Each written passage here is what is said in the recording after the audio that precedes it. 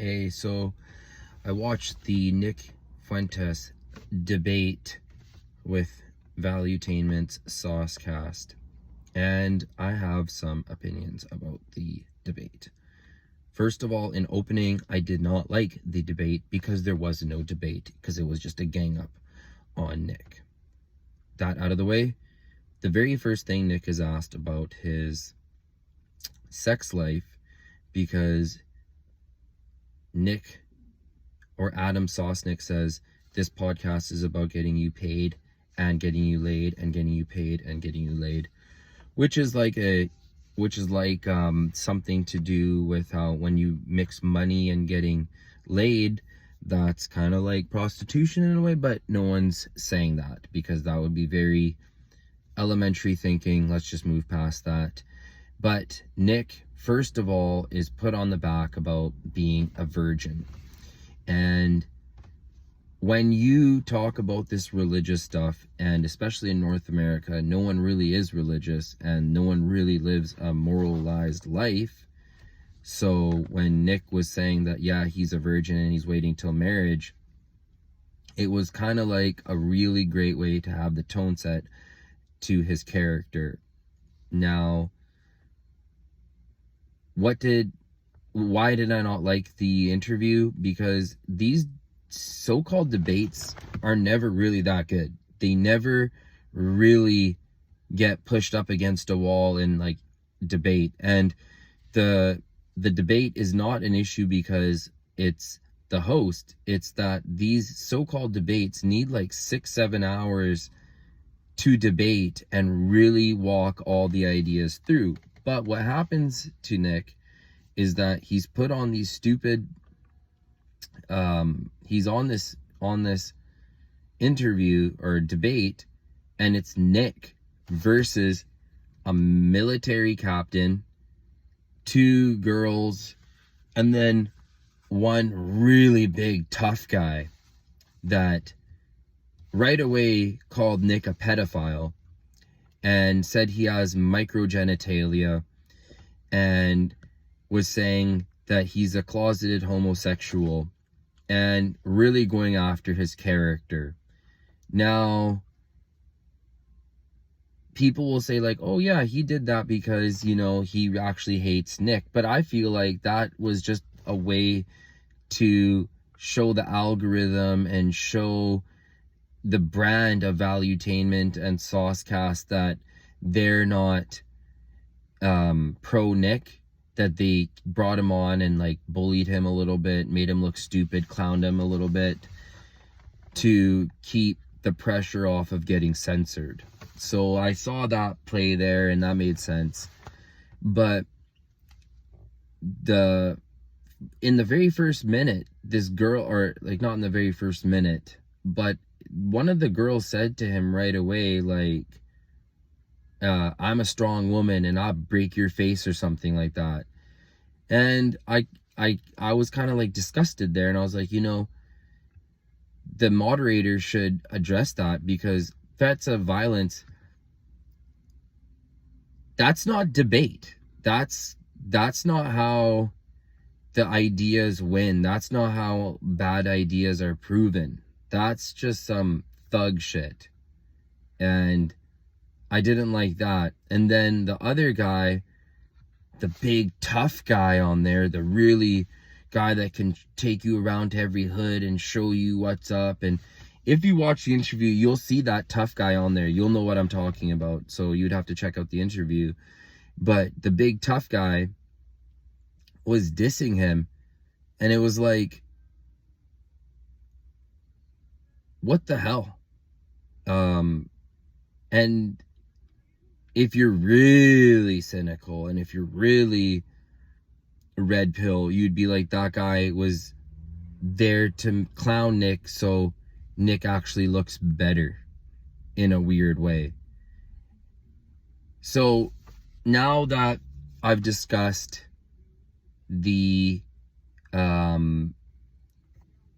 core of the players on the interview, what did they talk about? Well, they always go through the same song and dance of should women vote? And that's like a big thing. And how radical Pearl is. And then they were going off about how, oh, should women go to college and should they raise a family? And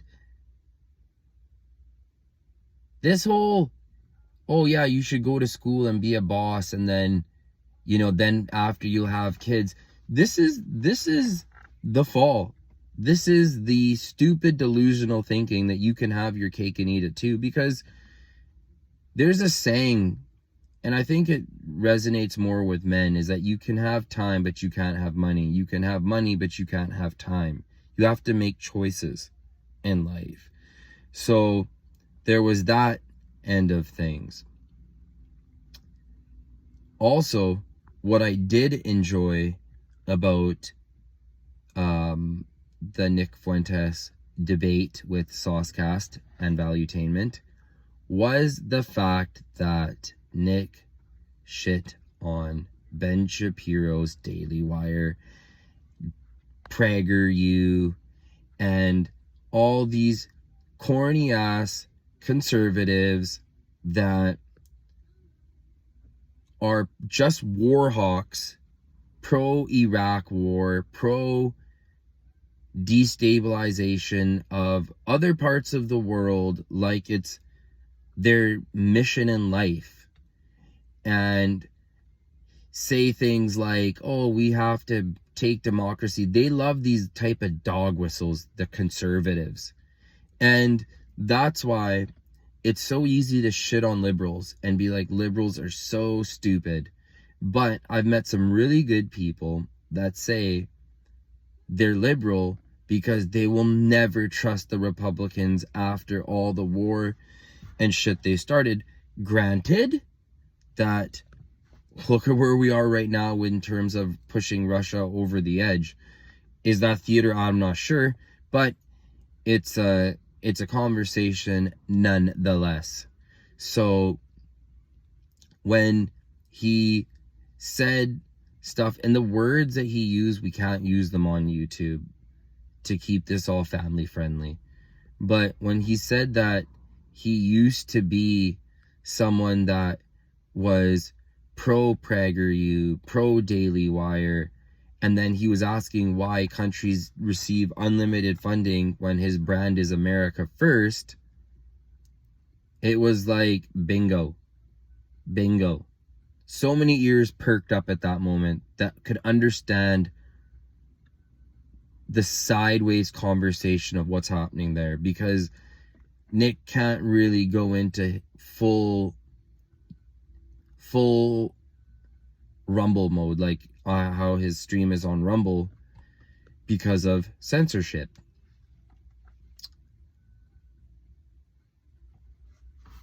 Let's zoom out now. I don't like the debates because they never really debate. It was just like, bring Nick on and have an interview and have a bunch of dummies just sit around and just kind of look like cannon fodder. But here's the thing, is that you have this kid, this guy who's 24 years old, and he's basically ruined his life by telling his truth. He will never be able to walk back the truth now. He will never be able to be involved with people because of the stench he has. And he said that the reason why is because he believes in religious values, and he believes more, in other words, the afterlife more, and that this world doesn't mean everything. And that when you look at these sick, why do I make fun of all these people, is because they're sick. It's all sick theater. And it's just like, it's entertainment for like 5 minutes, but this was all just liberal shit. It was all just, why shouldn't women go to college? How come a woman can't do this? Are you saying women are inferior? Are you like, get over it. Get over it. No one's saying, like, realistically, like, have you ever been like, sorry, we're not hiring women here? Have you ever been like, oh, I'd love to take you to blah, blah, blah place, but no women allowed? In North America, realistically, is that really happening? Is that really like the thing? You know? So, in closing, I feel like you don't have to like Nick. You don't have to agree with the shit he says. You don't have to like what political side he is. But to see a young man constantly be berated, have fame, money, and notoriety, and still claim to be a virgin, that's it. That's it. That's it. Not too many people are doing that. You're in your own lane. You're in your own division. Subscribe. Leave a like. Thank you.